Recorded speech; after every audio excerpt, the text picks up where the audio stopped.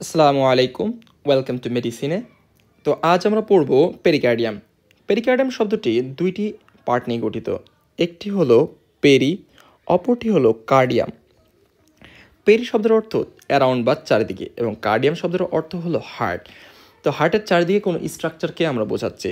এই ডেফিনেশন দেখলে আরও একটু ক্লিয়ার হব যে it is a fibroserous sac that encloses the heart and the root of its great vessel. তো it is a fibroserous sec, এটা দুইটা ওয়ার্ড নিয়ে তৈরি বা দুইটা পার্ট আছে। এটা হচ্ছে ফাইব্রো, অপরটি হচ্ছে সেরাস। তো আমরা যখন পেরিকার্ডিয়ামের লেয়ার্সগুলো দেখব তখন দেখব ফাইব্রাস এবং সেরাস এই দুই ধরনের পেরিকার্ডিয়াম গঠিত হয়।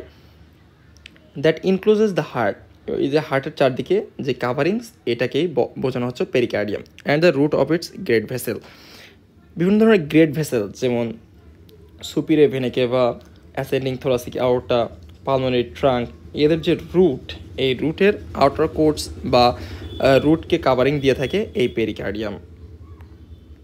এখন আমরা জানবো এই পেরিকার্ডিয়ামের পজিশন কেমন। তো পেরিকার্ডিয়ামের যে পজিশন সেটা হলো মিডিল মিডিস্টেনামে থাকে। মিডিল মিডিস্টেনাম কোনটা? ইস্টার্নাল অ্যাঙ্গেল থেকে যদি আমরা একটি ট্রান্সভার্সাস থোরাসিস প্লেন আঁকি বা চিন্তা করি, তাহলে দুইটা মিডিস্টেনাম পাওয়া যায়। একটা হলো সুপিরিয়র, অপরটি হলো ইনফিরিয়র মিডিস্টেনাম। ইনফিরিয়র মিডিস্টেনাম আবার পেরিকার্ডিয়াম দিয়ে তিনটি সাবডিভিশন তৈরি করে। একটি হলো অ্যান্টেরিয়র, অপরটি হলো মিডিল, এবং তারপরেরটি হলো পোস্টেরিয়র। এই মিডিল মিডিস্টেনামে আমাদের পেরিকার্ডিয়াম বা হার্ট অবস্থান করে। এরপর posterior to the body of the sternum, এই যে স্টার্নামের যে বডি, এই স্টার্নামের পোস্টেরিয়র, এটা যেহেতু ল্যাটারাল ভিউ, তো সামনে থেকে যদি দেখা হয় তাহলে স্টার্নামের পোস্টেরিয়রলি থাকে এই মিডিল মিডিস্টেনাম বা আমাদের পেরিকার্ডিয়াম।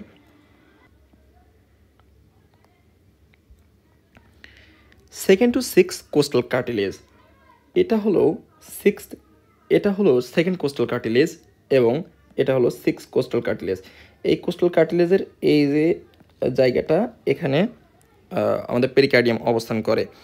এবং মিডিল ফোর থোরাসিক ভার্টিব্রে, আমরা জানি যে আমাদের যে থোরাসিক ভার্টিব্রা সেটা হচ্ছে 12টি।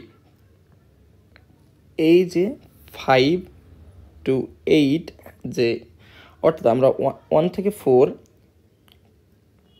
5 থেকে 8 এবং 9 থেকে 12, 1 to 4কে বলা হয় আপার থোরাসিক ভার্টিব্রা, 5 to 8কে বলা হয় মিডল থোরাসিক ভার্টিব্রা, এবং 9 to 12কে লোয়ার থোরাসিক ভার্টিব্রা। এই যে 5 to 8 যে থোরাসিক ভার্টিব্রা আছে, পোস্টেরিয়রলি এই স্ট্রাকচারটা অবস্থান করে। সাবডিভিশন কি? পেরিকার্ডিয়ামের প্রধানত দুইটি লেয়ার দিয়ে গঠিত। একটি হলো ফাইব্রাস, অপরটি হলো সেরাস। সেরাসকে আবার দুই ভাগে বা দুইটা লেয়ারে পাওয়া যায়। একটা হলো আউটার প্যারাইটাল, অপরটি হলো ইনার ভিসেরাল। ফাইব্রাস পেরিকার্ডিয়ামটি সিঙ্গেল লেয়ার, কারণ এখানে কোনো আরও সাবডিভিশন নেই, এজন্য এটা সিঙ্গেল লেয়ার এবং সবচেয়ে আউটার পার্ট। এবং সেরাস পেরিকার্ডিয়াম আউটার প্যারাইটাল এবং ইনার ভিসেরাল থাকার কারণে এটা ডাবল লেয়ার এবং ইনার পার্টে থাকে। ছবিতে দেখলে আমরা আরও একটু ভালো করে বুঝতে পারবো। এই যে এটা হলো ফাইব্রাস পেরিকার্ডিয়াম, এটা সবচেয়ে বাইরের দিকে থাকে। এই ফাইব্রাস পেরিকার্ডিয়ামের সাথে লাগানো থাকে প্যারাইটাল পেরিকার্ডিয়াম, এবং তারপরে একটি ক্যাভিটি তৈরি হয়। আমি একটু পরে দেখাবো কীভাবে ক্যাভিটি তৈরি হয়। এবং পেরিকার্ডিয়াল ক্যাভিটির পরেই থাকে ভিসেরাল পেরিকার্ডিয়াম, যেটা ভিসেরা বা হার্ট এর সাথে লাগানো থাকে। তো এই ভিসেরাল পেরিকার্ডিয়ামটা কীভাবে তৈরি হয় এটা আমরা এখন জেনে রাখলে সামনে গিয়ে আরও বুঝতে ভালো হবে। এই যে প্যারাইটাল পেরিকার্ডিয়াম আছে, এটা রিফ্লেক্ট বা ভাঁজ হবে। এটা root of the great vessel, ওখানে গিয়ে যখন ভাঁজ হয় তখন পরবর্তীতে যে লেয়ার তৈরি হয় সেটা হলো ভিসেরাল পেরিকার্ডিয়াম, এবং ভিতরে একটি ক্যাভিটি তৈরি হয় যেখানে বেশ কিছু পেরিকার্ডিয়াল ফ্লুইড থাকে। এই যে পেরিকার্ডিয়াল ক্যাভিটি, এবং প্যারাইটাল পেরিকার্ডিয়ামটি রিফ্লেক্ট হয়ে ভিসেরাল লেয়ারটি তৈরি করে। ফাইব্রাস পেরিকার্ডিয়ামের ফিচার আমরা দেখব এবার, যে ইট শেপ ইজ কনিক্যাল। তো আমাদের শুধু ফাইব্রাস পেরিকার্ডিয়াম না, পুরো হাড়টাই দেখতে একটু কনিক্যাল টাইপের মতো। আমরা যে কোন আইসক্রিম খাই, নিচের দিকে সরু এবং উপরের দিকে যে ব্রড, এই জন্য এটাকে একটা কনিক্যাল কনিক্যাল, এর শেপটা কনিক্যাল হয়ে থাকে এবং এর যে অ্যাপেক্স আছে এর অ্যাপেক্সটা ব্লান্ট বা ভোঁতা, এটা একেবারে সরু নয়, এটা একটু ভোঁতা টাইপের। Outer course of the root of the great vessel superior vena cava, pulmonary trunk and ascending thoracic aorta. আমাদের হার্ট থেকে যে গ্রেট ভেসেলগুলো বেরোয় যেমন superior vena cava, ascending aorta, pulmonary trunk, এদের যে রুট আছে এই রুটের আউটার কোট তৈরি করে এই fibrous pericardium. Base broad and blended with the central tendon of the diaphragm. এটা বুঝতে গেলে আমাদের এই ছবিতে লক্ষ্য করতে হবে, এটা হলো আমাদের হার্ট, এই হার্টের বেস হলো এইটা। তো এই বেসটা এটা হলো broad and blended with the central tendon of diaphragm. এই যে বড় মাস্কুলার যে অর্গান বা যে মাসেল দেখা যাচ্ছে এটা হলো ডায়াফ্রাম। এই ডায়াফ্রামের সেন্ট্রাল টেন্ডনে বেসটা লাগানো থাকে।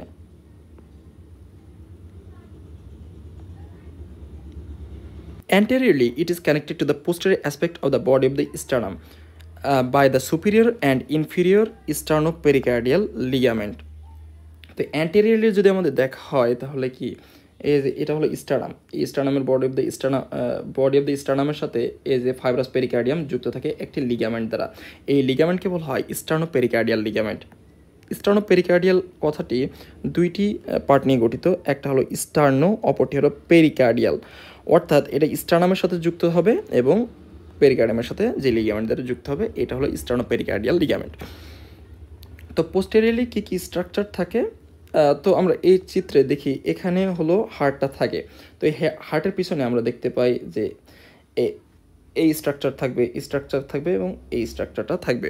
তো it is related to the principal ব্রঙ্কাই। এই যে ট্রাকিয়া, এই ট্রাকিয়া এসে বাইফার্কেট হয়ে প্রিন্সিপাল লেফট অ্যান্ড রাইট যে প্রিন্সিপাল ব্রঙ্কাই উৎপন্ন হয়।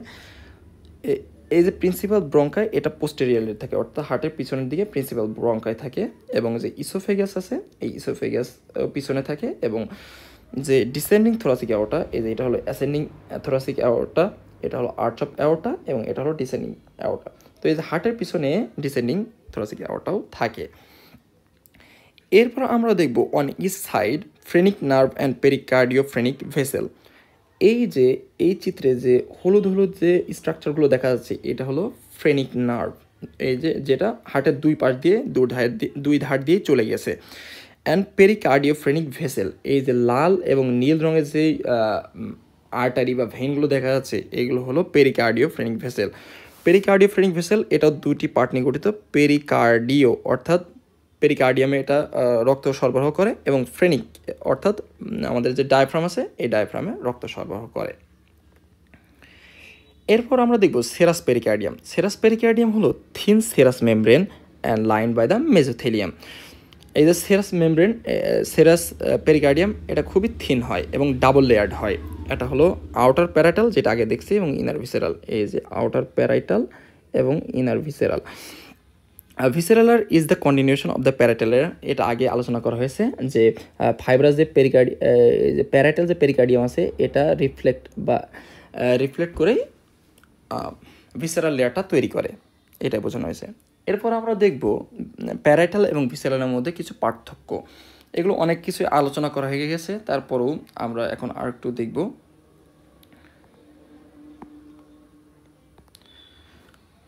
প্যারাইটাল লেয়ারটা অ্যাডহারেন্ট টু দ্য ফাইব্রাস পেরিকার্ডিয়াম। এই চিত্রে আমরা দেখতে পাচ্ছি যে ফাইব্রাস পেরিকার্ডিয়ামের সাথে এই যে প্যারাইটাল লেয়ারটা যুক্ত থাকে এবং ভিসেরালটা কী হয়, ভিসেরাল টু দ্য ভিসেরার সাথে বা মায়োকার্ডিয়ামের সাথে যুক্ত থাকে। এই যে ভিসেরাল এটা মায়োকার্ডিয়ামের সাথে যুক্ত থাকে।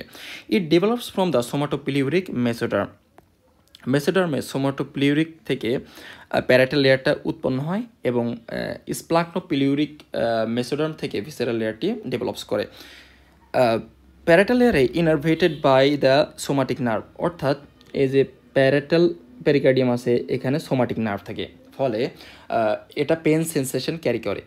অন্যদিকে যে ভিসেরাল লেয়ারটা আছে এই ভিসেরাল লেয়ারে অটোনমিক নার্ভাস সিস্টেম ইনারভেট করে, ফলে এখানে কোনো পেন সেন্সেশন হয় না, কারণ এটা হলো স্বয়ংক্রিয়।